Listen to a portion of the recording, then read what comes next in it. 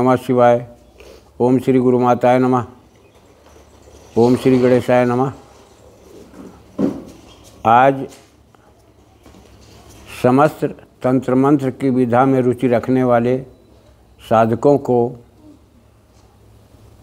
अष्ट भैरव गायत्री मंत्र में दे रहा हूँ, क्योंकि आज भैरव अष्टमी भी है। आज भी कर सकते हो, कल भी कर सकते हो। किसी भी भैरव मंत्र को जब आप अनुष्ठान के रूप में लेते हो, प्रयोग करते हो कि जागृत करना है, तो उस मंत्र को करने से पहले आप इस अष्ट भैरव गायत्री मंत्र का एक माला जरूर जाप करें। ध्यान रहे कि माला तुम्हारी 101 दाने की हो।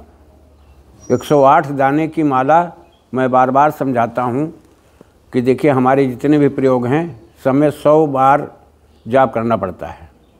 एक माला हम लोगों में 100 दाने की मानी जाती है, और एक दाना सुमेर का होता है, इसलिए 100 बार, एक माला में 100 बार।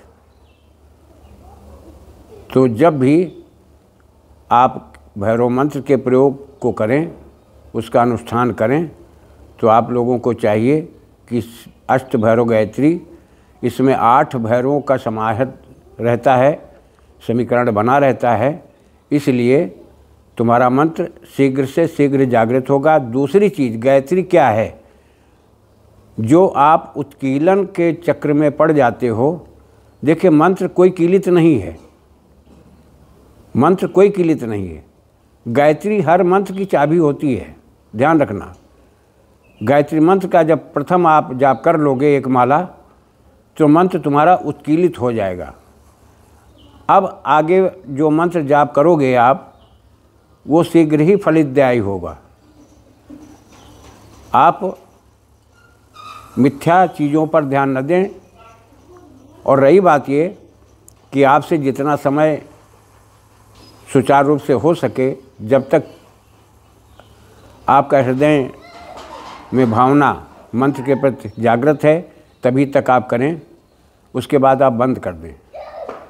जब दिल न लगे, मन न लगे, तो आप छोड़ दें। और इस मंत्र को करने के बाद में जब भी भोग लगाना है, नैवेद्य देना है, जिसको बलि कहते हैं, भोग भी कहते हैं, नैवेद्य भी कहते हैं, हव्य भी कहते हैं, तो क्या है कि ज़रूर थोड़ी ही होता है कि किसी पशु पक्षी का आप काट दीजिए, बलि दे दीजिए। अगर पशु पक्षी के खाने से, काट देने से सब देवता प्रसन्न होने लगे, तो प्रकृति ही विध्वंस हो जाए। मैं इस विचारधारा का नहीं हूँ। किसी का हित करके कुछ तुम फलीभूत नहीं कर पाओगे कभी जीवन में। ये सब चीज़ें उन लोगों के लिए जिनके आगे नाथ न पीछे पगहा, जिनके मरे न रोए गधा। वो चाहे गधा काटें, चाहे मुर्गा काटें, चाहे बकरा काटें, कुछ भी काटें, लेकिन ये तुम्हारा विधान नहीं है। तुम गृहस्थ हो, तुम्हारे बाल बच्चे हैं। तुम बाल बच्चों की पीड़ा को समझते हुए ऐसी कुकृत्य के चक्रव्यूह में न पड़ो। मैं सीधी बात बोलता हूँ। आप दही के बड़े बना लीजिए, हलवा और पूड़ी बना लीजिए, भोग लगाइए। जब भी हवन करना हो तो दही के बड़े से हवन कर दीजिए। भैरव जी का जब भी हवन करना हो तो दही के सूखे बड़े से हवन करिए। आप मसल लीजिए और उसी से आप हवन कर दीजिए। उसमें कोई चीज़ भी मिश्रण नहीं करना है। ये तुम्हारी श्रद्धा, तुम्हारी निष्ठा, तुम्हारी भक्ति के ऊपर निर्भर करता है, तुम्हारी मानसिकता के ऊपर निर्भर करता है कि आप किस ध्येय से, किस उद्देश्य से, कौन सी ऊर्जा को जागृत करना चाहते हो। हम विचलित होते हैं, सब कुछ हमारे अंदर निहित है। क्या हमारे अंदर क्रोध नहीं जागृत होता? क्या हमको हंसी नहीं आती? कष्ट पड़ने पर क्या हमको रुलाई नहीं आती? सब कुछ तो आपके अंदर है।